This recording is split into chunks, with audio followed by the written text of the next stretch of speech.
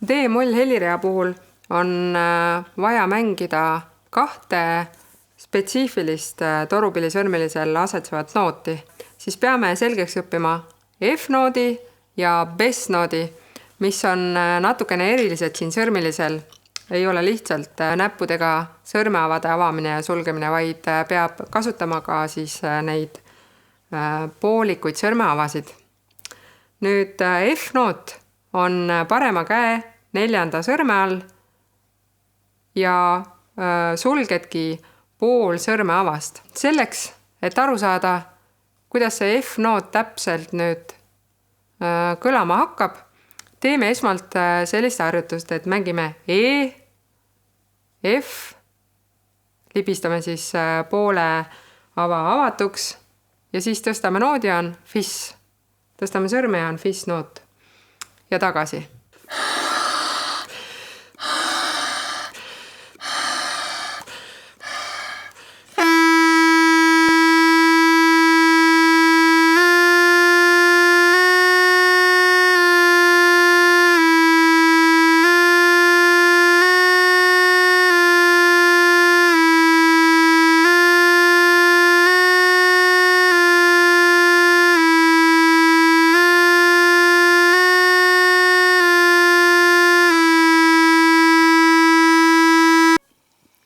Kui tunned, et see liigutus on juba loomulik, et sõrm hakkab juba aru saama, kus kohas mis liigutuse peab tegema, et selle pool avast siis avada või sulgeda, siis teine järgmine samm F-noodi puhul on siis, kui me D-molli mängime, siis kui on D, E, F-noot mängitud, siis järgmine on G ja selleks peame me tõstma selle pooliku ava pealt sõrme ja ka järgmise terve ava sõrme.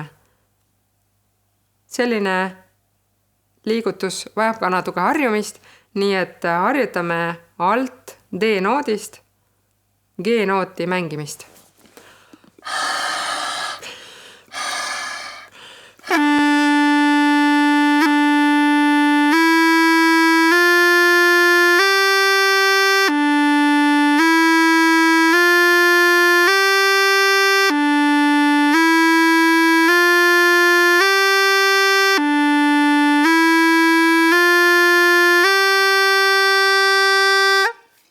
Ja samamoodi tegelikult madalamaks mängimisel on G ja F-noodi ajal vaja panna sõrmilisele terve ava on vaja katta pluss pool, ehk siis 1,5 korraga. G, F ja siis on väike nihutus vaja teha, et saaks E ja siis D. Teeme ka teistpidi harjutust.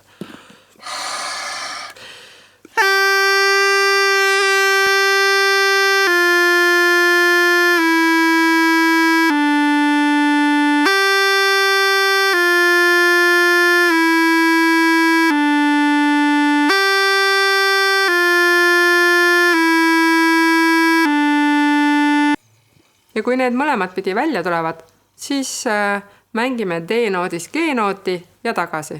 Harjutame siis seda F-noodi mängimist.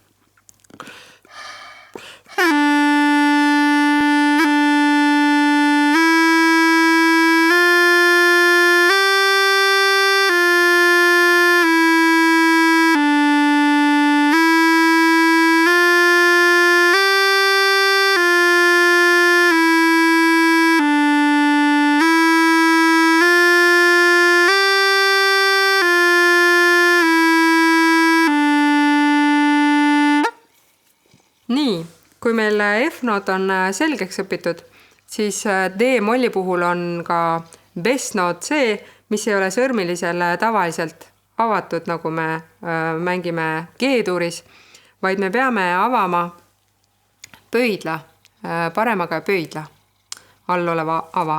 Siis põhimõtteliselt, kui A on nii, siis Bess-noot on siis sellel hetkel, kui me avame pöidla, ja B on juba siis, kui paneme pöidla tagasi ja vabastame siis vasaku käe esimese sõrme. Kõigepealt võikski seda kromatismi harjutada A, Bess ja B ja siis tagasi Bess ja A.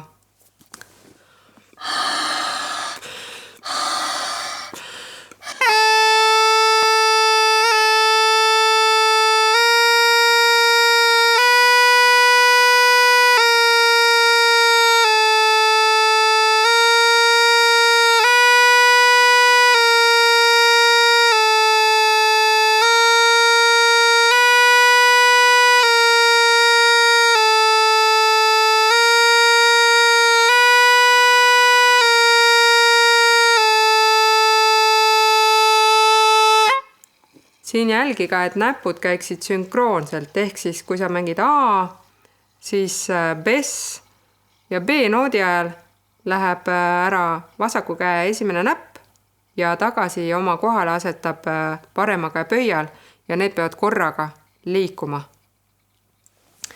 Nüüd jällegi, kui me mängime D-molli, siis meil on tegelikult vaja mängida A, bess ja C noot. Nüüd selleks, et C-noot hakkaks kõlama peale bess-nooti, siis on A, bess ja me peame võtma sõrmiliselt avama kahe sõrmega siis järgmised avad, pluss samal ajal ka pöidla asetama oma sõrmeava peale tagasi. Ehk siis A, bess, C. A, bess, C. Jällegi, kui me mängime bess ja C nooti, siis peame jälgima, et samal ajal, kui tõstad kahte näppu, samal ajal siis asetad pöidla oma kohale. Teeme seda harjutust ka eraldi.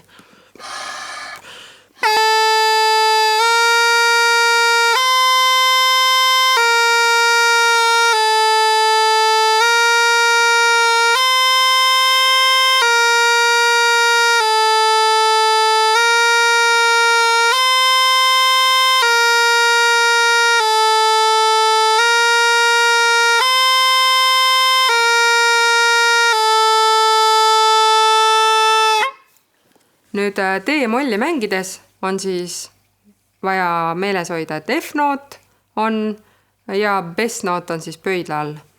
Ja avaga burdoon, siis sa kuuled, kuidas minoorne helilaad hästi kõlab burdooni peal ja mängi hästi aeglaselt siis üles ja alla.